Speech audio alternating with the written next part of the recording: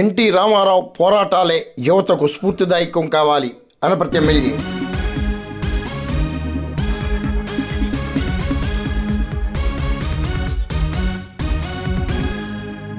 తెలుగువారి ఆత్మ గౌరవ పరిరక్షణకు కృషి చేసిన స్వర్గీయ ఎన్టీ రామారావు పోరాటాలే యువతకు స్ఫూర్తిదాయకం కావాలని అనపర్తి ఎమ్మెల్యే నల్లమిల్లి రామకృష్ణారెడ్డి కోరారు. అనపర్తి మండలం బిక్కువలు మండలాల్లో నిర్వహించిన ఎన్టీ రామారావు జయంతి వేడుకల్లో ఎమ్మెల్యే రామకృష్ణారెడ్డి ముఖ్య అతిథిగా పాల్గొని ప్రసంగించారు. బిక్కవూరులో చిట్టుబాబు చౌదరి, పల్లె వాసు, తెలుగుదేశం నేతల ఆధ్వర్యంలో ఎన్టీఆర్ జయంతి వేడుకలు నిర్వహించారు.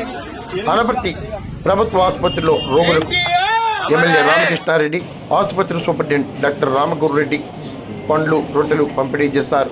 స్థానిక తెలుగుదేశం కూటమి నేతలు కూడా ఈ కార్యక్రమంలో పెద్ద ఎత్తున పాల్గొన్నారు. కోలాహలంగా అనపర్తి నియోజకవర్గంలో ఎన్టీఆర్ జయంతి నిర్వహించారు.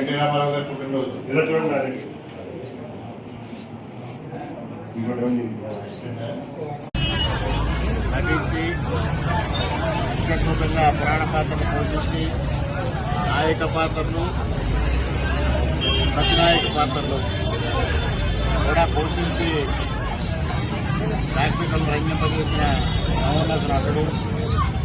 తెలుగువారి ఆత్మగౌరవాన్ని కాపాడడం కోసం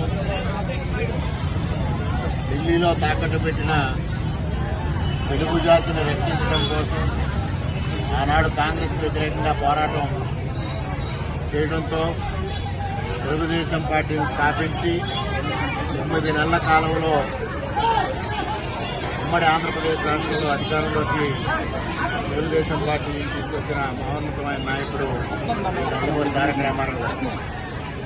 అదేవిధంగా అధికారంలోకి వచ్చిన తర్వాత పేదల సంక్షేమం కోసం విశేషమైన సంక్షేమ కార్యక్రమాలు చేసిన ఆ నాయకుడు నందమూరి తారక రామారావు గారు. ఉమ్మడి ఆంధ్రప్రదేశ్ రాష్ట్రంలో సంక్షేమానికి ఆద్యులు ఎవరైనా ఉన్నారంటే అది ఒక నందమూరి తారక రామారావు గారు మాత్రమే. అదేవిధంగా పరిపాలనా సంస్థలను తీసుకురావడం, ముఖ్యంగా మహిళలకి స్థానిక సంస్థల్లో రిజర్వేషన్ కల్పించడం, మహిళలకి సమాన ఆస్తి కల్పించడం, అదేవిధంగా పటేల్ పట్వారీ వ్యవస్థ మూసముకరణాలను రద్దు చేయడం, మండలాలు ఏర్పాటు చేయడం, ఈ విధంగా అనేక పరిపాలన సంస్కరణలు తీసుకొచ్చి పరిపాలనని ప్రజలకు చేరువ చేసిన వ్యక్తి శ్రీ నందమూరి తారక రామారావు గారు. ఆనాడు అన్న నందమూరి తారక రామారావు గారు స్థాపించిన తెలుగుదేశం పార్టీ ఈ 43 సంవత్సరాలుగా భారతదేశ రాజకీయాల్లో కీలక పాత్ర పోషిస్తూ ఇవాళ కేంద్రంలో, రాష్ట్రంలో ఎన్డీఏ ప్రభుత్వ ఏర్పాటులో అత్యంత కీలకంగా వ్యవహరిస్తూ మరోపక్క వారి వారసుడిగా చంద్రబాబు నాయుడు గారు ఆర్థిక సంస్కరణలను, పాలనా సంస్కరణలను, అభివృద్ధి కార్యక్రమాలని తీసుకొచ్చి ఇవాళ తెలుగుదేశం పార్టీ ప్రజల్లో చెరగని ముద్ర వేసింది.